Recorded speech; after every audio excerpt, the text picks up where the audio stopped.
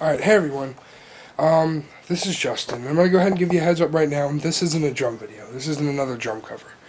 I do have several of those in the works and they'll be up soon. But for the time being, what this is going to be a how-to video. I get tons of questions every time I post a video, comments and messages asking, how do I record my drum videos, how do I edit them, and all that stuff. So I figured I'd take the time to make this quick little video just to sort of answer all those questions and show you all what I do.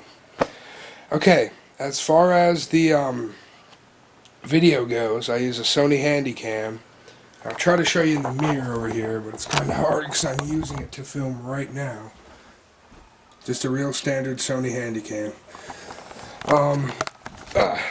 But for the audio, zoom out.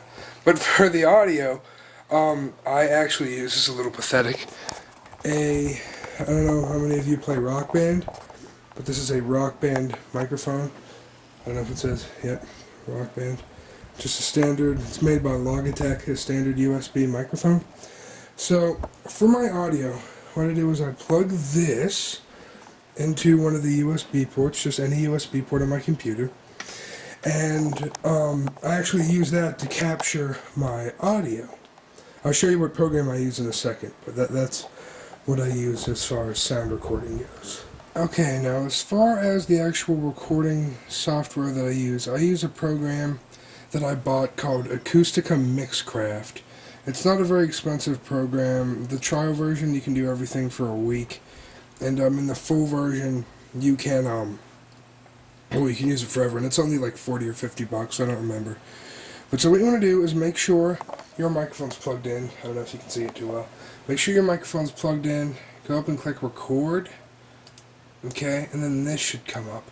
Now for the sound card, you want it to say Logitech USB microphone, just like it does right there. There's several other options. I have that's a voice modifier. The line in, mic in is if you want to record something that you're like a music that you're playing on your computer, and then Logitech USB microphone is what you want to pick. Now, what you want to do is, I don't have my drums up here, so I'm just going to be tapping on this useless history book. What you want to do is set your mic up and start tapping on it, and look over here to make sure that the levels aren't maxing out like they are right there. So what you're going to do then is go over to the sensitivity. Right there, slide it down a little bit. Go over here. That's a little bit better. So we'll use that for right now. And so once you make sure it's not maxing out, make sure your mic's set up, and then get ready to record your video. Okay, so I got my book, got my mic. I'm going to set it up right here, just sort of prop it up so we can hear me tapping. We already set the volume levels. You go ahead and hit record so the program starts recording. Okay, and then we'll just go ahead and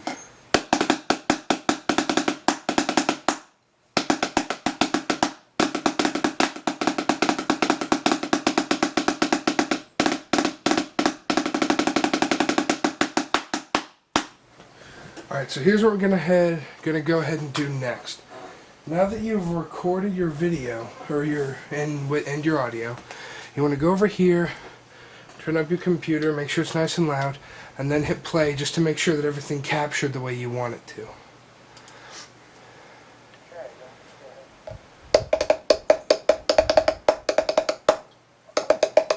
Alright, it seems like it captured pretty good. So now that we're happy with the audio recording we got, just in this project, I'm sure there's something similar to the other projects, but in Mixcraft, we're going to go ahead and mix it down to, I'm going to do a wave because those are easier to edit. And I would just name it Drum Demo, and just go ahead and save it on my desktop. Save it, make it high quality, all that, should be fine. Go ahead and hit save. There, we'll go ahead and save. And then I think I have it set to automatically preview. We'll see.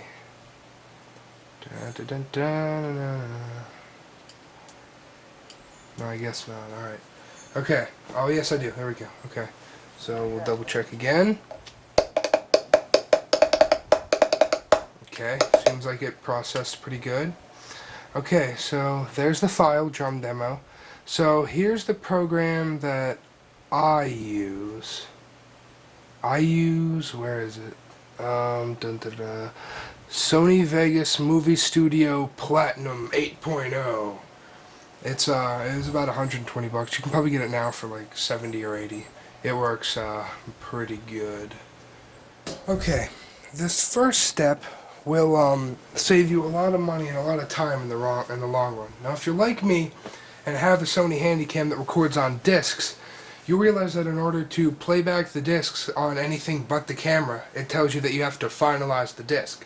And once the disc is finalized, you can't write anything else on it, you can't delete anything.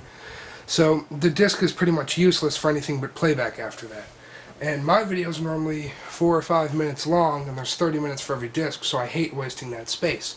Well, I found a way around that, and that's a little program called ISO Buster, and there's a link to it in the description. What this does is whenever you put an unfinalized disc in your computer, it'll find it, and this will pop up. Well, you have to open the program, but this will pop up, this menu over here. So what you want to do is go to Open Session 1, and what that's going to do is bring up this menu over here, track 1 through 5. You want to look for your most recent track. For me, that's track 5. You're going to right-click it, and this is free, by the way. There's a free and paid version, but the free version will work fine. You're going to right-click it, you're going to do Extract Track 5, and then Extract User Data. You're going to click that, and then you're going to click Desktop, and then it'll save it to your desktop. Close that out.